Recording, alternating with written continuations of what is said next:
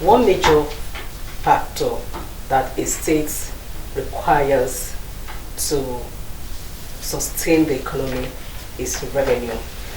In Nigeria, many states, virtually all the states of the Federation, rely hugely on the revenue from the federal government. They go to Abuja every month to get something from the federal government in order to sustain the economy. A lot of state governors are actually doing something different these days, trying to improve the revenue drive of the state in order to sustain the economy. And this is going to be our focus on your darling program, Let's Discuss today. Welcome to the program. My name is Oluchi Amuda. Yes, I have my co-anchor in the studio with me today. Adeleke. All right, we also have somebody who is eminently qualified to answer questions concerning the revenue drive of Osun State government in the studio on this program today. And we have the Senior Special Assistant to the Governor on Internal Revenue, His Honorable Hamzat Solanke. You're welcome to the program, sir. Thank you for having me here. Now, when we talk about revenue, what exactly does it mean? Thank you. Revenue is the civic responsibility of the people to the government in terms of financial support. Revenue is including taxes and other levies that are payable to the government from the citizenry. And it's quite broad. You have revenue items on duties, land, and within transactions, such as withholding taxes, VAT, consumption tax, and several other charges from government from every business transactions. Those are what are termed as revenue. Some 32 years ago, the then military president, General Babangida, declared Osun State as a result of some things that were looked into how viable the state is, and they discovered that Osun is good enough to hold itself. But when you look back, even before your government came into action, there are so many resources that everybody knows that Osun have. Yet we still complain. And when the government came, that is Governor Adeleke, he discovered that there are some loopholes in the internally generated revenue that are now going into the direct purse of the government, and he blocked some of these loopholes. I wanted to tell us more about the latest development about it. Thank you, Brother Lee. You see, the government coming to form Osun back in 32 years now have their own context of forming a state, that this region and these people will be able to manage their own affairs and be able to sustain their development and advancement. So gradually people were picking up in terms of internal revenue. Though we have subventions coming from federal government, the federal allocation that goes to all these things. Now, when we came on board, that has been going on from the past, and largely most of the administrators from our historical background have been largely depending on the federal allocation, especially resources coming from the hydrocarbon industry, that's crude oil, crude oil exploitation. But looking at what is happening in the world today, and particularly Nigeria, we discovered that the revenue from oil alone cannot carry the country, and many of the states are suffocating, with funds, leading to non-payment of salaries and all of that. So a lot of state governments are looking inward into how they can generate more revenue. So when we came here, we understudied what we made on ground, and we discovered that so much more can still be done. For instance, we found out that there are a lot of revenue that are not being collected. Some of the sectors are neglected totally in terms of revenue collection. Some were paying, through means that, encourages leakages, not loopholes, but leakages, that government money might not actually get to government purse, even though the people have paid, So those are the things that we first of all have to quickly arrest. You will remember the moment the governor came in, in less than 2 weeks, he formed some committees that were standing committees to look into the affairs of the state. And one of those committees is the internally generated revenue committee, so they called it at that time. And fortunately, I was a member of that committee. I actually was the secretary of the committee. And we quickly swing into action. We looked into so many areas from the economic MDAs. What I mean by economic MDAs are government processors and department ministries where revenue comes in from. Okay. Some of them who are concerned with revenue generation, like agri, environment, lands, and what have you, education, health, like that. So we looked into them and see what are they generating, how are they generating it, what are the prospects that are there, what are their challenges, and we found out that in so many of the areas they have quite enormous challenges that have not been addressed by the past governments. In some of the agencies there are, shortage of technology, using poor technology in terms of revenue collection. There were leakages of cash payments. There were shortage of experienced personnel, even though some of these personnel are in other agencies, not in the particular agency that they could have used their experience and knowledge. So we quickly start to, rearrange some of these things to make sure that the revenue collection becomes more effective, more efficient, and then we be able to, improve the revenue collection, which by now we have started seeing some of those results. Since we came on board, revenue has gone up, and we are still doing more, and a lot more is still going to be done. All right, thank you very much. Yes, you talked about the MDAs, revenue generating MDAs, and blocking of leakages. But let's look at the mineral resources aspect of it, the untapped natural resources, mineral resources in Osun State that are supposed to be bringing a lot of money for the government, and they are just staying there. Thank you for that question. I was still going to go there. You see, Osun, a lot of people say Osun is a civil servant state. I would differ from that statement, because Osun is agrarian. We have, huge sum of agricultural resources, which we are trying to improve upon the revenue angle of it, and also to increase the capacity of those farmers. I think last week we were in some of the farm settlements to go and look at what are the challenges there, what can we do to improve their lot, and then they will be able to increase the revenue payment to the state.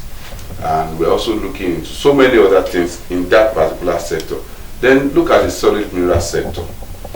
When we're in that committee, the governor also set up a solid mineral committee, and we work jointly, synergetically with that committee, because in fact some of the times we used to have joint session, with members of that committee, and we discovered that as far as old as Osun, nothing has actually come from that sector to the government coffers, and yet every day, even as we speak, people are doing exploration in Osun, in gold, in gravels, in so many, quality solid minerals. And we said, no, this can continue.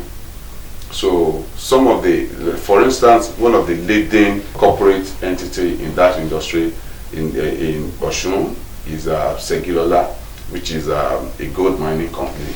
And then we, engaged them, and that engagement is still ongoing. Okay. And I can tell you for free that we have made a tremendous, achievement. What has been unknown to almost all the government that have ruled Osun, is not known to us. What they are going to be paying, how they are going to be paying it, and all of that has been sorted out. And I can tell you that that's going to be among us, So we are going to keep, exploring that aspect in terms of solid minerals. For now, we have so many. That's for the corporate body. We have several other corporate bodies who are still, doing mining, but not as big as that. But then we have several artisan miners who in the past were not coordinated, they were not organized, but since this government came on board, we have started doing their registration, we're capturing them, getting their data to know those who are doing this artisan mining, because there are so many of them. If you go to Ilesha, Axis, and Ife, you will see these artisan laborers, and in their thousands, sometimes well above 5,000 people digging, in everywhere that they think they can find gold, because Osun is blessed so much that within few meters down the surface, you can begin to come across alluvia, which shows you that there is the real core gold in that area. So we have organized them. We are doing the data capturing. That's ongoing. Okay. We have also ensured that they start paying revenue to government on daily basis. Before you come to the field, there's an amount you pay, and then your data is taken and all of that. And that's still ongoing. And we have been generating revenue from that, which was never done before.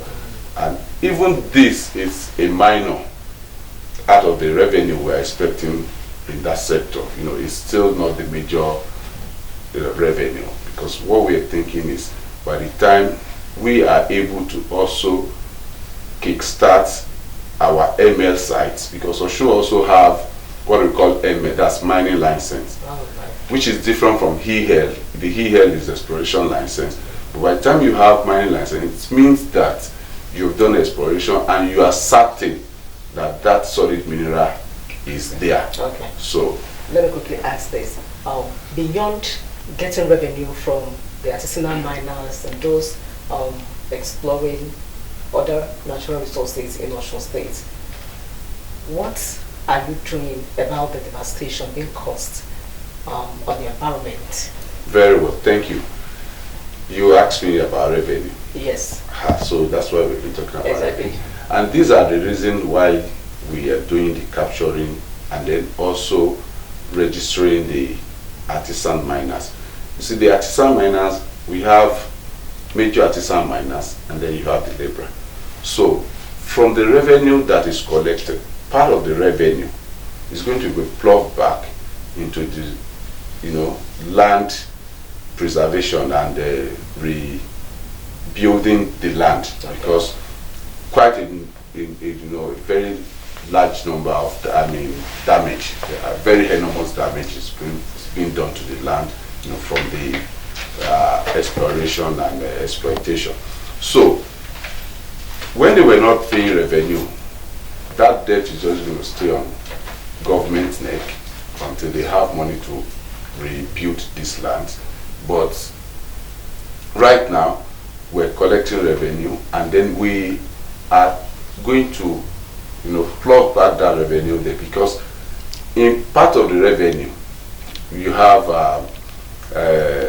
the environmental charges, you have the something that you can link into royalty charges, and then you also have economic development charges, which we collect from, the miners.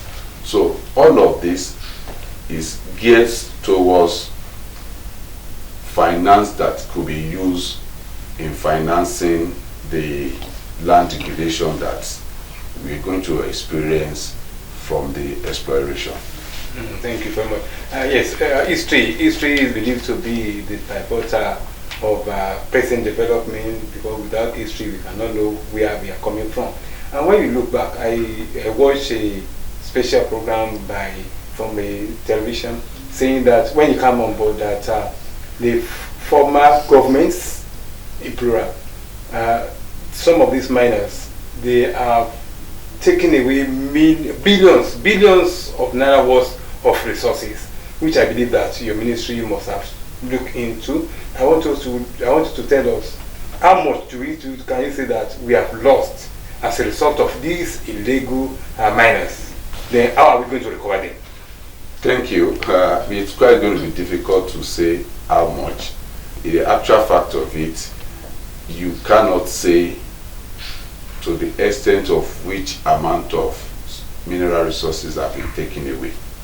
You can only say the signs that minerals have been taken away from these areas, but you cannot establish the volume. And without knowing the volume, you cannot specifically say that these are, but I can tell you for sure that it's several billions of naira in hundreds of billions. That I'm very, very sure of. Is there any step to recovering at least few out of the billions? You can only recover something that you know. Like I told you earlier, the Segilola that we have discussed with and that we are still discussing, part of what we are going to get from them is what we could refer to in tax language as back duty, and that includes what you are talking about now, that some of the things they have taken in the past. Okay. How much of it are they willing to pay back? So that's what we call back duty. Things that you have owed the state in the past that you ought to have paid, but you have not paid. So we are going to get that from them. But for those who you don't even know, like I said, the artisanal miner were not organized, they were not registered, they were unknown to the previous governments, except for the government of Ademola Adeleke, who is ensuring that all the properties and resources of Osun, are protected and guided, and that are made solely for the benefit of the Osun people. Is the only time we're having these people being known, registered, and then bringing them to pay something to government coffers. Thank you very much. Now, talking about registered set of people, if we look at the area of taxation, apart from those in the formal sector, workers in the formal sector, those in the informal sector, how has government been able to actually coordinate them to ensure that they pay their tax as and when due? Thank you. You see, informal sector pay what we call direct assessments, and that's for the tax per se. But what you get from informal sector is much more than the tax of the individuals. We have so many levies and revenues that they pay. And what we are doing, because this informal sector is broad, you have amongst them so many of the tradesmen who also belong to several associations, like mechanic, you have NETA,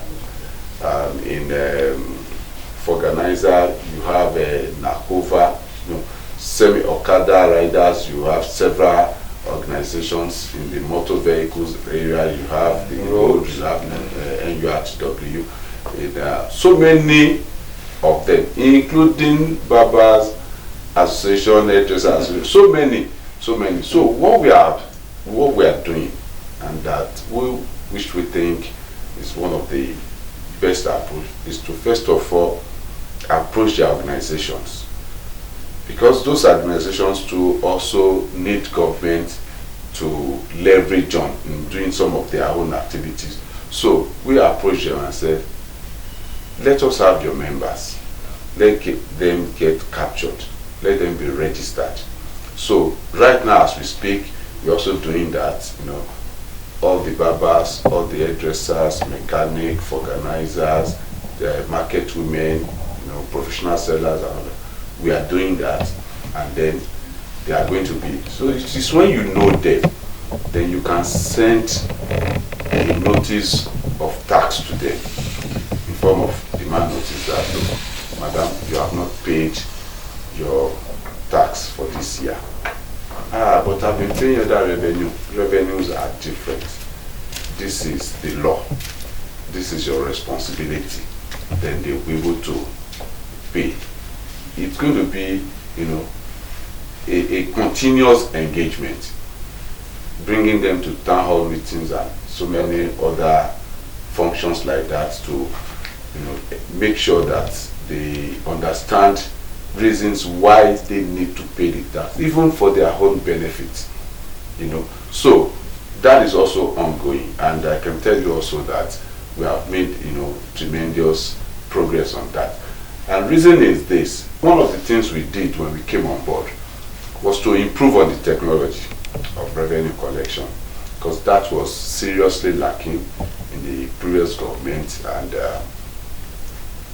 when we put that in place, we have to change our technology, and the moment we do that, we have been able to do so many things that the previous platforms for capturing taxpayers could not accommodate. And this technology we are using now, is very robust, has a window for all of that, and that's why we have been able to kickstart all of these arrangements. Okay, now you said something about taxation different from levies. Yeah. Now, wouldn't that amount to, No, double Okay, taxation. yes. Just tell us the difference, because For instance, if you are a school owner, okay, for instance, you are a school owner, the first thing is you generate revenue. That's a business. okay, So you generate profit from that business, and your tax is going to be directly on that profit. Do you understand Okay. that? As an individual, as a owner of a business, as a citizen of Osun, you have to pay that tax. That's what the Yoruba will call Owori. all right, Okay. Now, revenue. You are operating a school. You need to register with the State Ministry of Education, all right, who is going to supervise and superintend your activities. That's a cost. So you pay for that registration. You are going to have children in an environment. The Ministry of Environment have to ensure that the environment is okay, is secure, and is neat, is affordable for the students. So that's also a cost. And then you are doing a business. No matter, even if you have a law chamber, it's a business. The Ministry of Commerce is going to come after you to get business registration, the business premises registration, because at that premises, Osun is going to mark it as a commercial premises where business is going on. So if Osun is talking about the number of businesses in Osun, your premises is going to be captured. It's part of the data that the state is going to be using to attract investors or to say what is happening in Osun. So for the ministry to come and register you and make sure you are known, and then that's how you can also get approval for pupils to know that this is a government approved place that they can enroll. So you also have to pay business premises. So you can see that it's not about double taxation, it's about the law. And this is, applicable everywhere in the world.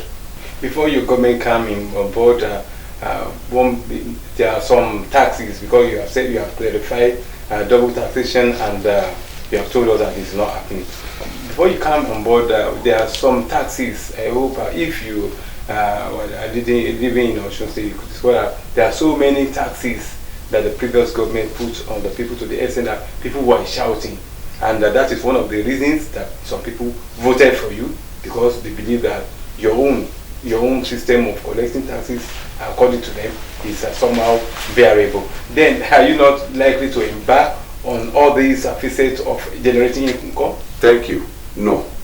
You see, there is what we call widening the tax net. Okay. And there's what we call deepening the tax net. When you deepen the tax net, you over-labor the people. That's when you impose on them heavy taxes, and multiple taxes. But what this government is doing, if you listen to my explanation very clearly, you will discover that it's an approach of widening the net. We have not talked about any new revenue. Okay. We have not done any law to impose any new taxes, any new tax or revenue. You understand? But what we are doing is to remove the social shitting, in quotes, that I am paying and you are not paying. And we are both assessing the facility of government. All of us work on the road. All of us enjoy the security of the state for free, and several other things that the government is providing. So if you are not paying and I am paying, it's a kind of social corruption that you are exploiting others. So what we are doing is to ensure that those who are not paying are brought into the net to make sure that they too are fulfilling their civic responsibility to the state. Sorry, I'm very sorry to cut in. And because there are some charges that the internet generated people, your workers usually put on people, like water, which the government is not providing for them. Some people have their own means of generating water, and some other so-called frivolous taxes, like water. You are not providing. Let me quickly tell you about water. Nobody is collecting any revenue on water. Water is service-based. If you are connected to the water, you pay. If you are not connected, even when the tap is not running. We ensure that if the tap is not running, you just complain and it will be fixed. There is difference between a fault. It's just like the PCN. Sometimes we experience power outage, and then that does not mean we are not going to pay. You still pay, except when you have a prepaid meter, and which is one of the areas that we are still going to ensure that the water that comes into those who enjoy water are metered. Okay. And this is where our people also need to come in. Oftentimes, may God help all of us as the black race, people tend to want to cut corners at all costs on anything that is government.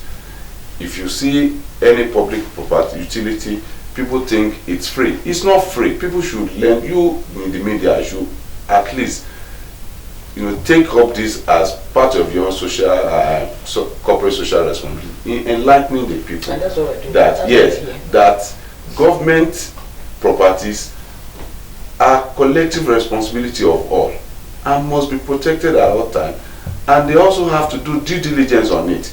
So when we put meter in your water, don't go and tap the water from the back of the meter.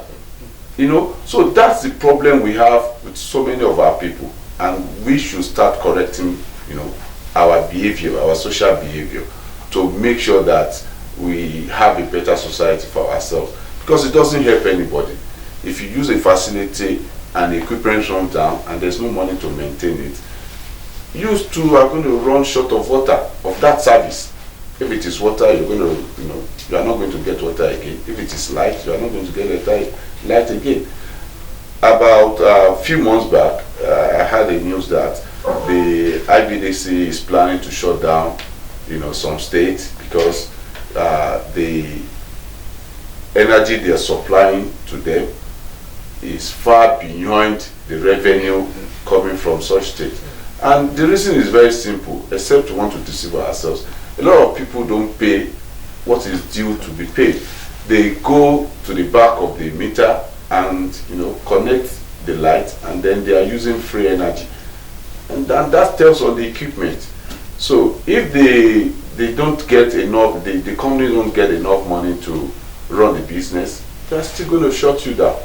All right, now there's this trust issues among the people and the government, between them actually. It's been going for a very long time. You know, people will always say, once they finish paying the tax, what are they even doing with it? You know, we keep paying tax, we're not seeing anything. Now, what is this government doing to change Madam the narrative? Oleshi, you can tell this by yourself. No, go ahead. Since this government came on board, even before anybody will say he has paid anything to our own government, you can see our presence in so many places. Look, is it the roads that we have embarked upon that we're doing and we're still doing? So many of them. Is it the boreholes providing water even for interior communities? Is it the free health services that we have done? We are doing so much more than what we have even started collecting in terms of revenue. Well, you see this government, if you look at the 5-point agenda of Mr. Governor, it talks basically about welfareism. That's the summary of it. It's about welfareism, workers' welfare, the citizen welfare, everybody's, health management, good health care, and all of that. So we are doing everything possible to ensure that people have confidence. You see, confidence is not something you tell people to have in you. You don't demand it. It's something you command. And it comes from your action. It just flows from them to you. If you do well, it's going to be, it's a natural response that they will respond to you in the way you are, behaving to them. So we have no issues about trust. We know we are going to earn the people's trust. We have already earned so much of the people's trust, and we know we're going to keep earning more of their confidence. And you see, by the time 2026 comes around, it's going to just be a walkover for our government to come back to power, because we know what we are doing. Okay, when you look at, we want to come back to Adeleke again. Chief Olusegun Basanjo, he also embarked on it when he was the head of state then. But I want us to look at, before the government coming to board, he told us that he was going to improve the internet generated revenue, not from that of the one we usually get from the federal government, from agriculture. We had the first university and some other things that can point to as part of the legacies of Nigeria. But do you think that from agriculture in particular, because it's the biggest, can we do some wonders from it for the people of Osun State? Thank you. You see, it's also boiled down on the attitude of the people. We have what is called going on now, this homegrown food, where people, and then we also have a anchor growers program where people are giving money to farm, and then when they sell to the off-takers, the government even assist them in organizing off-takers where they sell. And then, but the question you ask yourself, are people actually willing to farm? When you give people credit for agriculture and they invest it in marriage and house building, what do you want the government to do? But do you give people credit without actually ascertaining if they are real farmers? Even when you give the farmers, say the challenge is very humongous and it is multifaceted, and it will take both parties to be sincere. Somebody who has embarked on farming for a very long time and probably just managing, and suddenly you give him money, the first thing he thinks is that since all these years I have not have this kind of money, let me even just do if it is one room so that I'll save from paying rent. And he thinks that is wisdom, not knowing that if he expands his farm and he gets higher proceeds, he can still build that house. But some of the time they don't have that confidence or that wherewithal to persevere further. He sees government money as an opportunity and say, when will I be able to save 3 million of my own?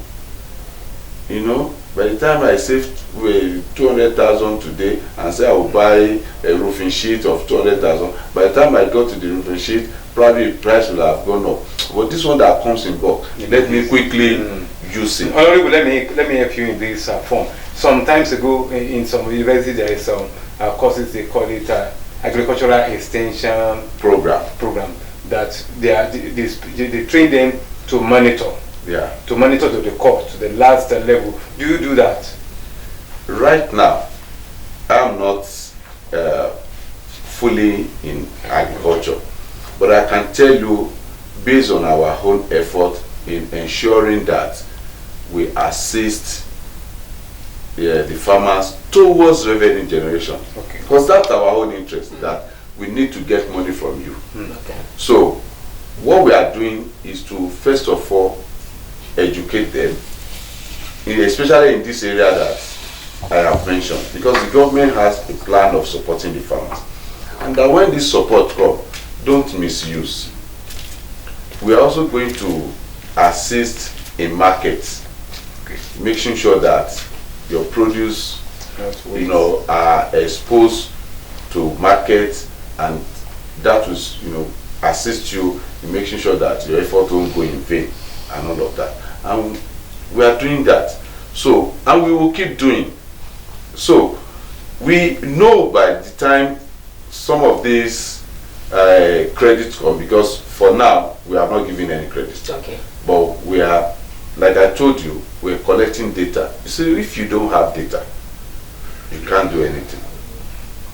And that is the misdoings of the previous government. By now, this is 2023 for God's sake. We shouldn't be talking about data.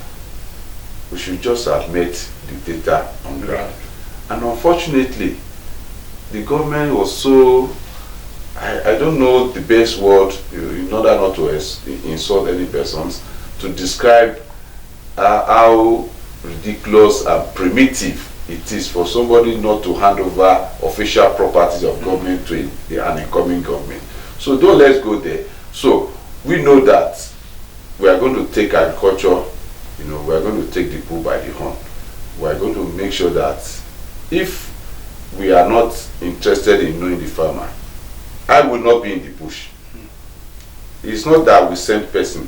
I was there, I think the director of income tax was also there with us, because it is when we have these farmers known that they can pay personal income tax. Okay. Now, talking about providing assistance and support to farmers, you mentioned the fact that in the past, the credit facilities that have been given to them have been mismanaged. Now, are you exploring other areas of probably providing technical support or providing support in terms of provision of going to their farm with tractors and other farm equipment, and not actually giving them money? Cash? Yes, those are the things that the Ministry of Agri are going to put in place. Okay. To see that, if you look at what the governor have done, we have demystified the ministry, in simpler forms, where they have different executive political supervisors to ensure increased efficiency and efficiency. So I have the confidence that in a short while, the agri-people sector is going to be up and doing.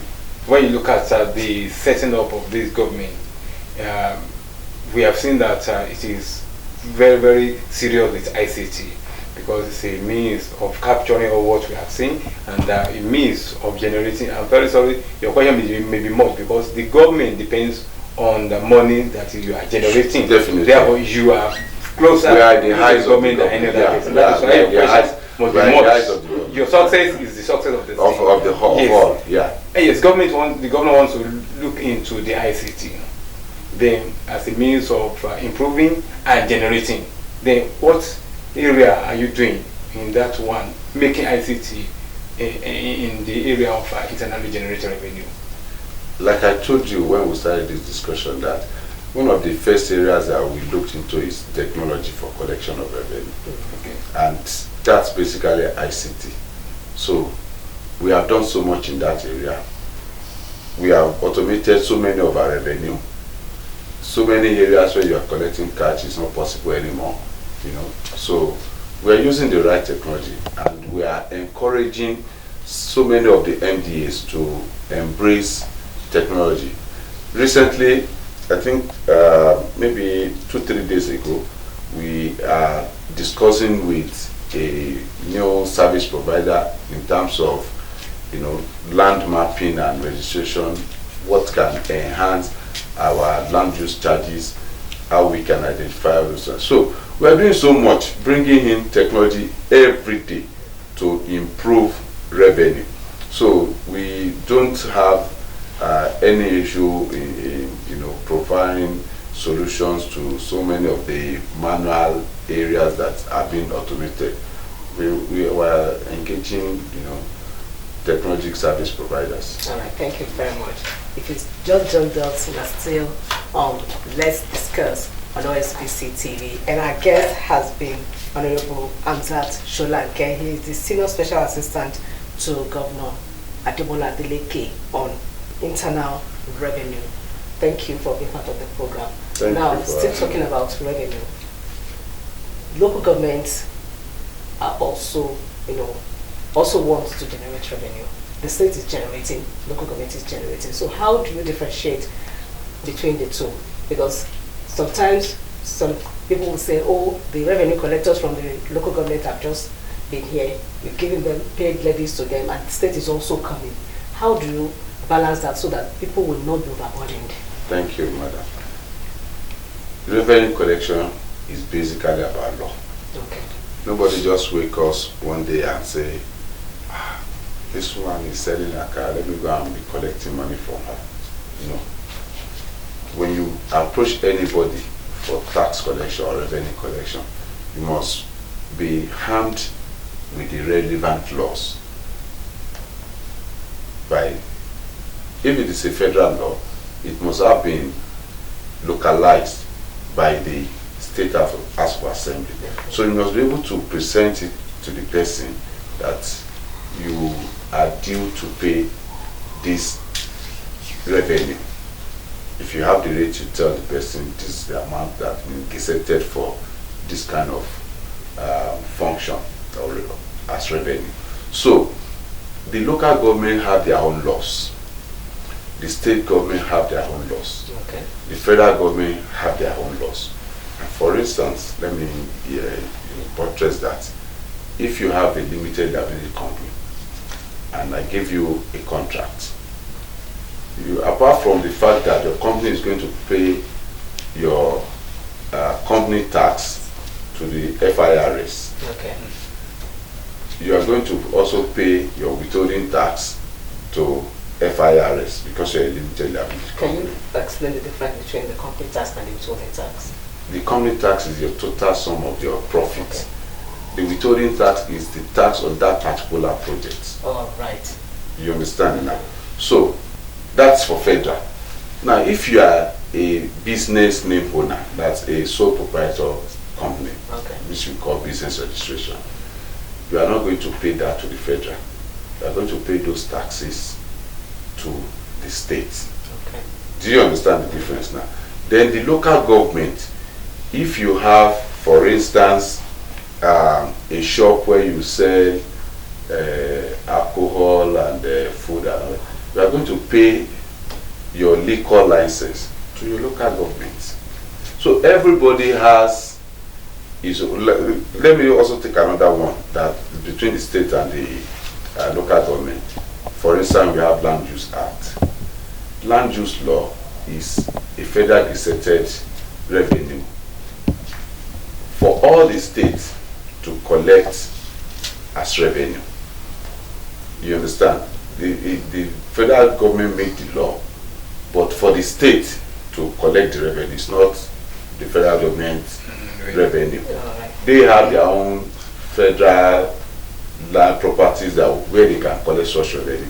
So, but if you look at in the Local Government Act, you have what is called tenement rate. Yes. Yeah. And when you look at that, it seems to look like they are overlapping. So what did most of the states do? They harmonized, because land use charge is higher than the tenement rate. So they harmonize and okay, if your land use charge is 20,000, for instance, I'm just saying, or maybe it's 10,000, or maybe it's 5,000, and your tenement rate is 1,000 naira, and then we harmonize. We can say, okay, let's even discount the person. You pay 5,500. Okay. You understand?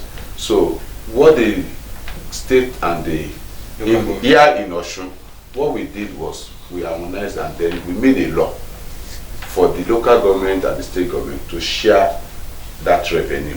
Such law that also is the road tax and the revenue collected by local government on motor parks. Okay.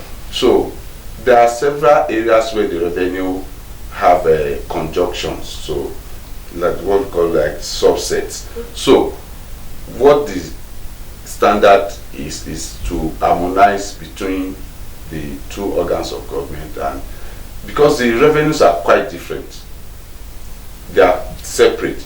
So what that harmonization is doing is to aid the process of collection. It's not to override or to double tax. Okay. You know, it's because you are bound, duty bound to pay tenement rate, you are duty bound to pay land use tax. So for the government to be able to make that collection easier for them, and then to also make the payer not to look confused.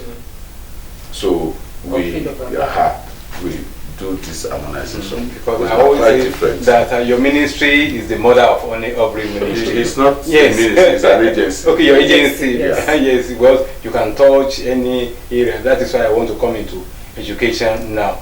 Anywhere that there is revenue, thank you we are there. very much. Yes. And we should protect those revenues, not the agency. Thank you. In education, let us take, for example, Osun State has polytechnics, colleges of education, and we discovered that they are paying, but we thank God that your own charge, that is school fees, is not too much comparable to some other states around us. But there are some charges that students usually complain about that I want your government to look into.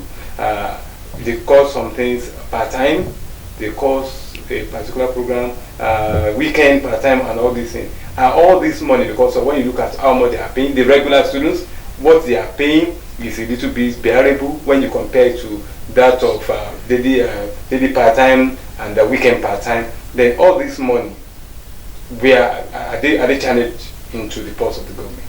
No. You see, in the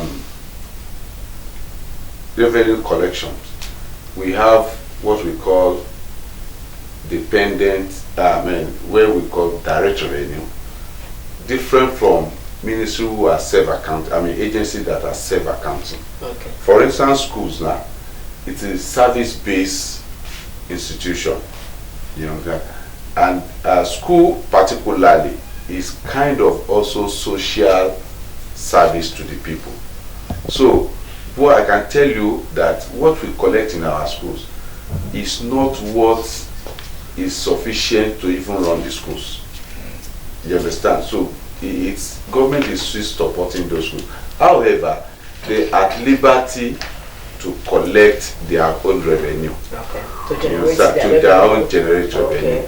Now you mentioned about normal school fees and part-time. From what you have said yourself, you have distinguished the two. Part-time is a special arrangement for people who are working, you know, and as a result, they kind of run a compressed program. So it's more expensive. And this is the standard all over the world, not only in Nigeria, not to talk of Osun. So it's not about... The government is aware. Government is aware. And they are paying to the public. And you see, well, like, no, let me also shed one light, because we have issue with many of these self-accounting institutions. I remember when we came, we went to LabTech, we have a lot of meetings and engagements with LabTech, the way they are collecting their revenue, and the way, they are used to the previous government. this government, this party has been out of government for almost 12 years, for about 12 years. And then somebody has been persistent in illegality or unorganized system. When you bring in legality or an organization, it tends to resist, So when we went into some of these institutions, it looked kind of strange to them that, no, we collect our revenue ourselves and this is our, no, I'm saying, no. You are still an arm of government, you are still part of this government. You are not totally independent on your own. The governor superintends over every institutions of Osun, wherever they are in the world. So, you are answerable to the governor, and the governor has inaugurated this committee to look into your activities, so you can't stop us. And so, we are able to advise them, because we are not there to take your job. So we are able, because that was probably the scare. So we tell them, no, what we just want to do is to make sure that you are able to do things right. And in the past, some of the revenue from these self-accounting institutions are not even reported on the platform of the internally generated revenue platform, So, and we said that is wrong. You must give us total summary of your collections, and it must be reported along as part of the collections that are collected in Osun. So, because some of these things are also part of the indices used in measuring the economic, development of the state. So you can't be, just changing the state. So we made them to know that. And for the schools, we are still working on some of this, method of collection in the schools.